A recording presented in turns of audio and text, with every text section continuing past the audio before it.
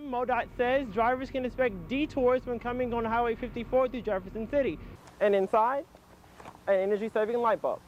Angie, Sarah, do either one of you guys have these bulbs in your houses?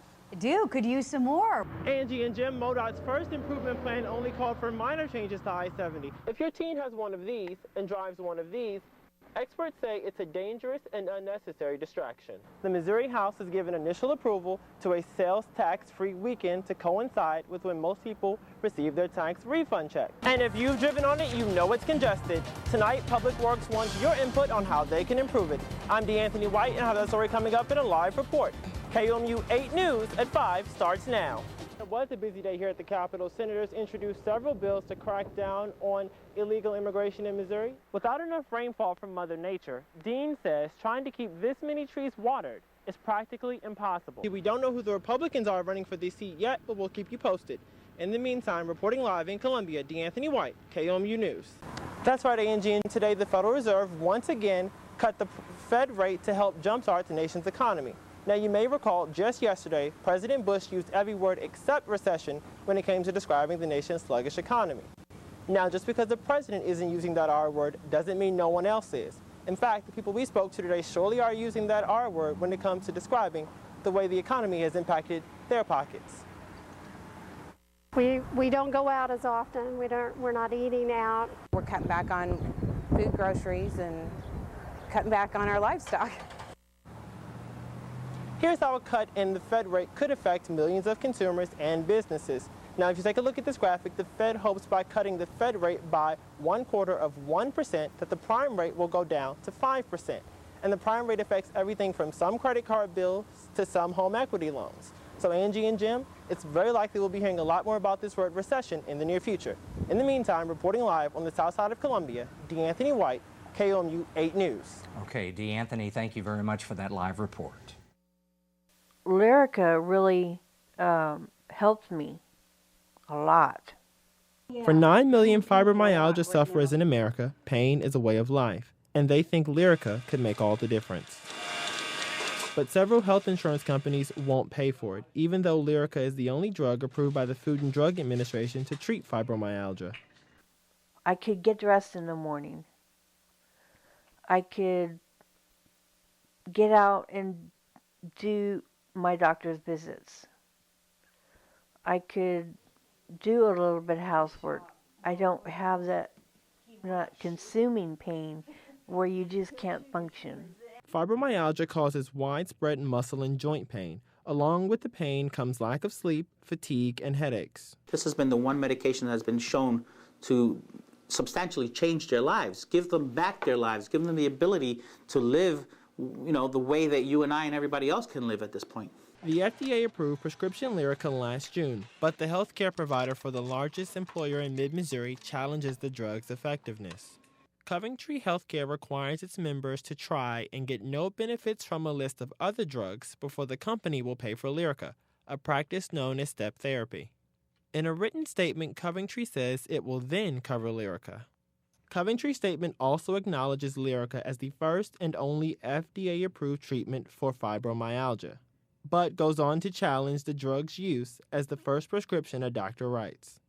The statement goes on to cast doubt on studies on the effectiveness of Lyrica, chemical name pregabalin.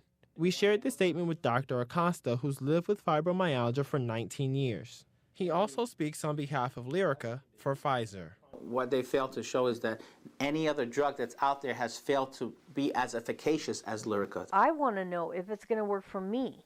In an attempt to strengthen its case for requiring step therapy, Coventry claims the FDA says Lyrica causes suicidal tendencies.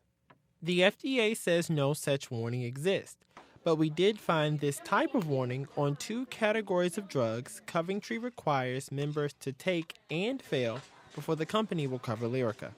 Target 8 contacted Coventry to ask about the suicide claim. The company did not return our phone calls. But after we provided Coventry's statement about Lyrica to the drug's maker, Pfizer, the company issued this strongly worded letter to Coventry demanding that the insurance company retract what it calls a, quote, false and dangerous allegation. After receiving Pfizer's letter, Coventry did reissue its statement, changing a portion of its argument. Regardless of the debate surrounding Lyrica, Skinner says the drug gave her back her life, which she says is reason enough to fill her prescription. If I have a sprained wrist, I don't have to go through step therapy for the pain of my sprained wrist. Why? Step therapy for fibromyalgia. With a Target 8 investigation, I'm DeAnthony White. Local stores are rolling out their red carpet and expecting a lot more green this holiday season. Despite predictions of a sales decrease, stores in the district say they're on track to beat last year's holiday earnings. Absolutely more foot traffic. As of November 1st, we've already been a lot busier.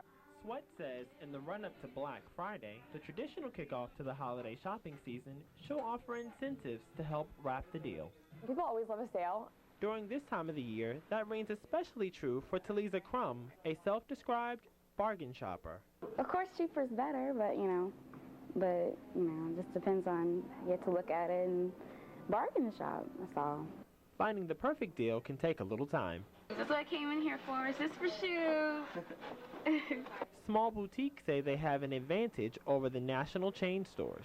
They come in, they tell us what they want, and we're able to go through the store and find what looks best for them. So it's more hands-on here. Local retailers are banking on a combination of sales and the added personal touch to beat predictions. DeAnthony White, KOMU News, Columbia. Driving while sending text messages is the latest way your teen is being distracted on the road. In most states, including here in Missouri, it's legal for teens to drive while texting. I don't want us to use scare tactics per se. But State Representative Judy Baker wants to put the brakes on these inexperienced drivers. We as parents can say all day long that we want you to not use your cell phone while you're driving. But if it is the law, they are more likely to listen up and do the right thing. Tech-savvy teens like Jeff Murrow know the risk, but still do it all the time. It's probably dangerous, but I mean, it's a good way of communication. According to the AAA, an alarming number of teens openly admit to risky driving behavior. 46% of those surveyed say they text message while driving. Those few clicks prove fatal in a string of accidents across the country. Among the most tragic, a crash in upstate New York last June, just days after graduation, killing 5 teens, including the young driver who sent a text message just before crossing the center line. None of those texts are important. It's all stupid stuff.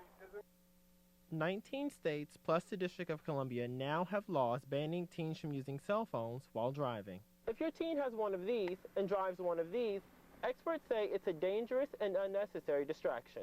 In their learning period, I think it's important that we as adults send them the signal that this is not a time for you to be using your cell phones, that this is a time to be concentrating on your driving skills. I mean, I can't imagine a more distracting thing to do behind the wheel than try and punch a text message while looking at the keys while you're driving an automobile. Wright has studied traffic for the AAA for 42 years and says laws alone aren't the solution. People have to recognize that multitasking when they're behind the wheel of an automobile, allowing things to divert their attention from the traffic stream, is a dangerous activity to engage in. Teens like Merle know all too well what parents would say if they knew what was going on behind the wheel.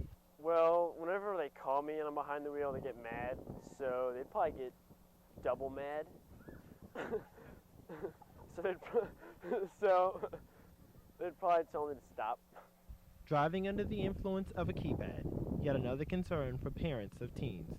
DeAnthony White, KOMU News, Columbia. It's a full circle moment for director Cheryl Howard. She sat in these same seats some years ago as a student.